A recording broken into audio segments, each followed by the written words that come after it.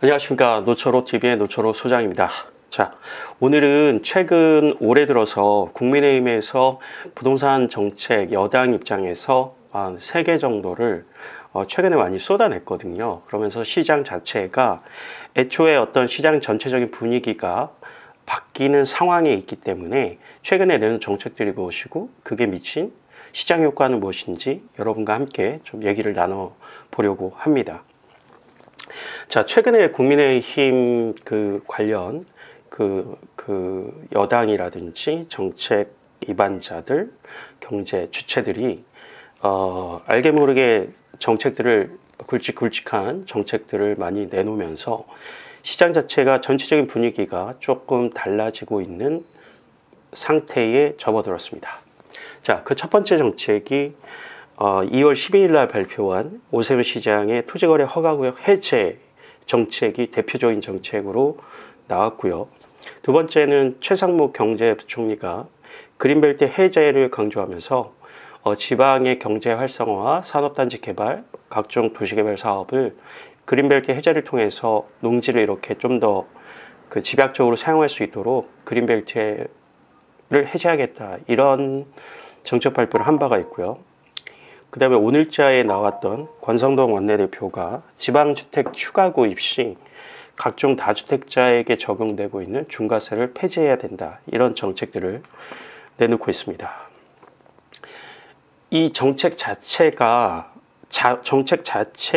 문제가 된다라기보다는 왜 이러한 정책을 지금 쏟아내고 있고, 그 다음에 내용이 아무리 좋아도 이 정책들로 인해서 시장에 뭔가 안 좋은 시그널을 주게 된다면 그거 자체는 문제가 될 수 있다는 생각을 갖고 있습니다.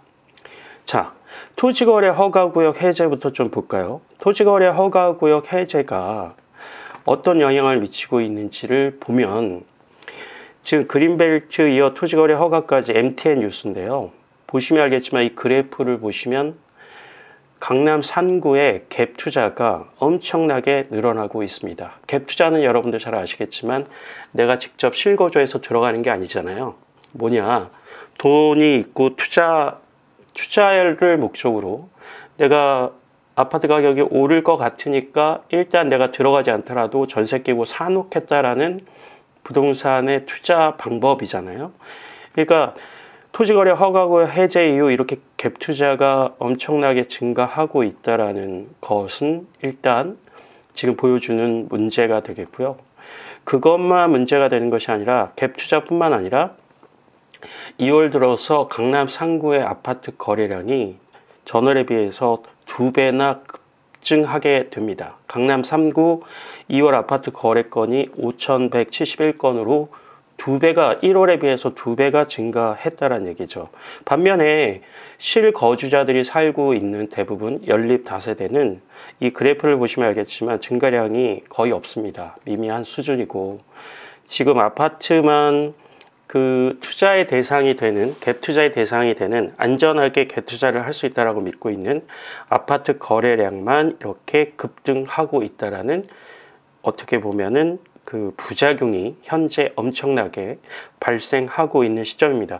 이 기사에는 나와 있지 않지만 또 문제가 되는 것은 부동산 가격이, 우리가 통상 부동산 시장 최근자에 가장 좋았다라고 생각하는 2021년 11월 요 때인데요. 그때 최고가 대비해서 강남 상구 지역 같은 경우 최고가도 뛰어넘고 금액도 최고가를 속출하는, 그러니까 거래량도 터지고 금액도 최고가를 경신하고 있는, 어떻게 보면은 불장까지는 아니더라도 시장 자체가 엄청나게 달아오고 있다라는 점이 가장 문제가 될 수 있고, 특히 강남 상구에만 영향이 끝나는 것이 아니라 소위 말하는 이러한 가격 상승은 연접 효과에 영향을 주죠. 비슷한 수준의 부동산 가격을 밀어 올리는 경향이 있어요. 대표적으로 용산, 성동, 마포, 이 지역도, 마용성이라고 하는 이 지역조차도 이러한 분위기가 그대로 영향을 주고 있는 그래서 거래량도 터지고 신고가도 속출하고 있는 그러한 문제를 보이고 있다라는 겁니다. 그 다음에 최상무 경제부총리가 그린벨트를 해제해서 전략사업에 적극 뒷받침하겠다라고 발표를 한 바가 있어요. 2월 25일 날. 그런데 보시면 알겠지만 이렇게 하는 이유는 그린벨트 총 면적을 확대해서 국가 및 일반 산단, 물류단지, 도시개발사업 이런 것들을 적극적으로 지원하겠다라고 했지만 근데 이러한 와중에서 서울에서 유일하게 그린벨트가 해제된 곳이 있죠. 서초구 원지동의 그린벨트입니다. 그러니까 이 그린벨트가 서울에서 풀린 거죠. 여기 보시면 그린벨트가 풀린 지역이 어디냐면 서초구 원지, 신원, 영곡, 내곡, 우면동 일대 약 67만 평 그린벨트가 풀렸습니다. 이 점을 우리가 좀 주목해 볼 필요가 있어요. 서울같이 민감한 지역에 서초구가 정말 많은 분들이 들어가고자 원하는 선호하는 지역인데 그래도 아무리 이렇게 그린벨트가 풀려서 서초구 들어가고 싶어도 일반적인 서민들이 접근하기에는 매우 한계가 있는 지역이긴 하죠. 여튼 서초구를 콕 집어서 여기 그린벨트가 풀리면서 신규 택지 지역으로 지정된 곳은 서울 내에선 딱 한 곳, 서리풀 지구가 풀렸다라는데 또 우리가 주목을 해봐야겠다라는 겁니다. 그러니까 이 그린벨트가 풀려서 강남 3구가 토지거래 허가제도 풀리고 서초구의 일부 노른자의 땅이 그린벨트가 풀렸다. 그 얘기고요. 그 다음에 지금 자 요거 한번 검색해 볼게요.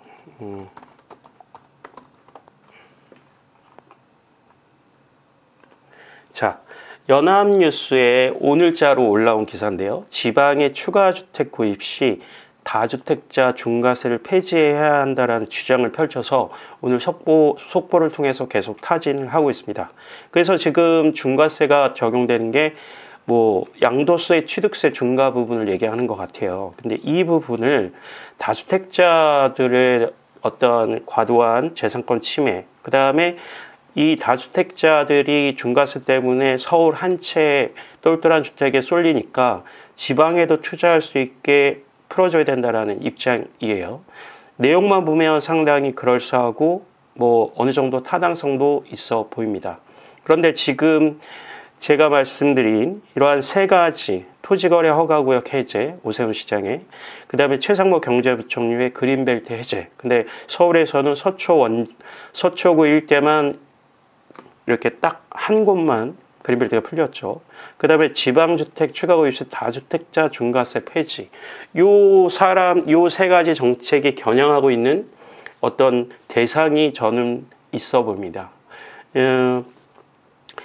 최근에 저 같은 경우에도 이런 일을 하다 보면, 부동산 관련된 모임을 하다 보면 각종 모임이 있어요. 근데 모임이 크면 항상 정치인들이 와서 축사도 하고 여러 가지 인사를 하러 옵니다. 그런데 그런 인사나 이런 것들은 거의 주로 연말 행사에 몰려 있어요. 그런데 제가 요즘에 좀 재밌게 보는 현상은 지금 특별한 이슈가 있나요? 근데 연초인데도 연초부터 어떤 지역 모임에 정치인들이 많이 보인다는 거죠.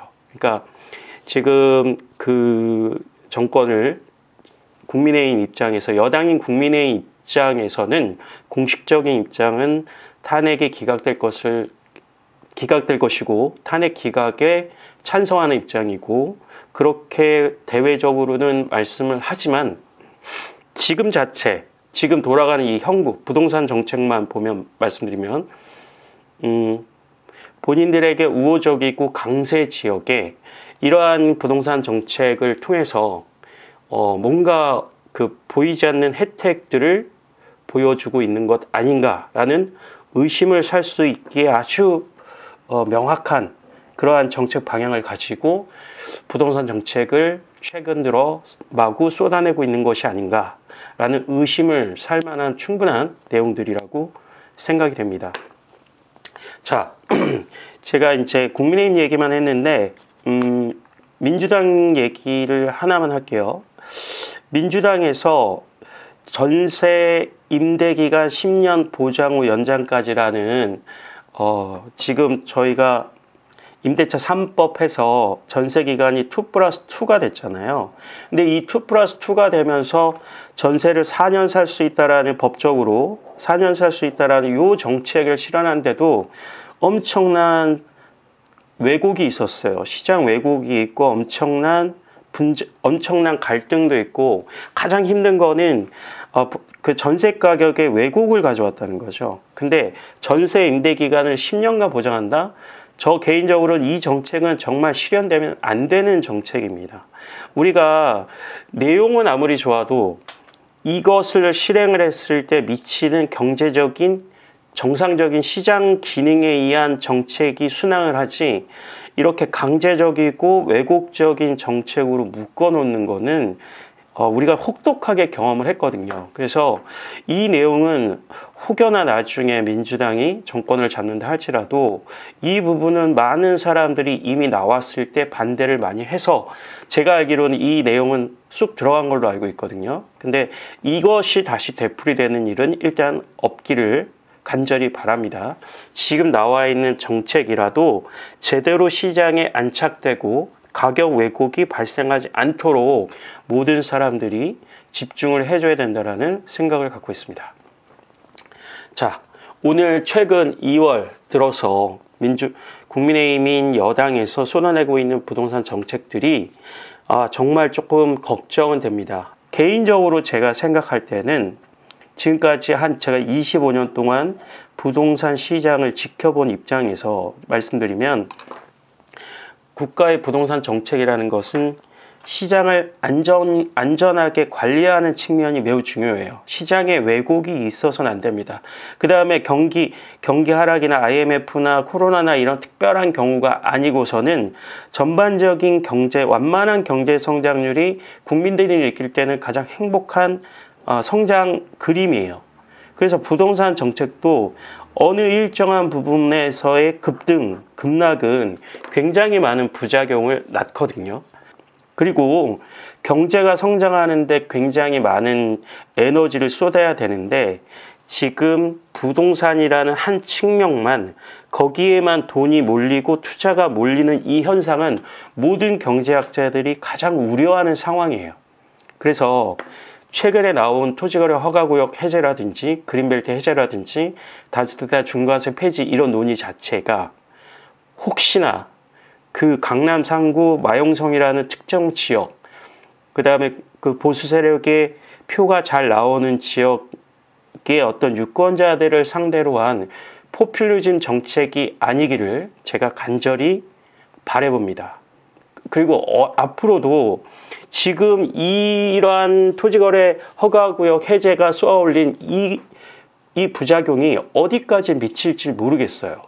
지금 심리가 매우 중요한데, 이미 국토연구원에서 발표하는 심리지수도 지금 갑자기 그 파란색에서 달아오르고 있는 시점이거든요. 근데 지금 정부가 쏟아내는 정책으로 인해서 부동산에만 돈이 몰리고 특정 계층에게만 어떤 투자 재원의 가치를 끌어올리는 이런 정책은 굉장히 시장 왜곡을 가져올 수 있다.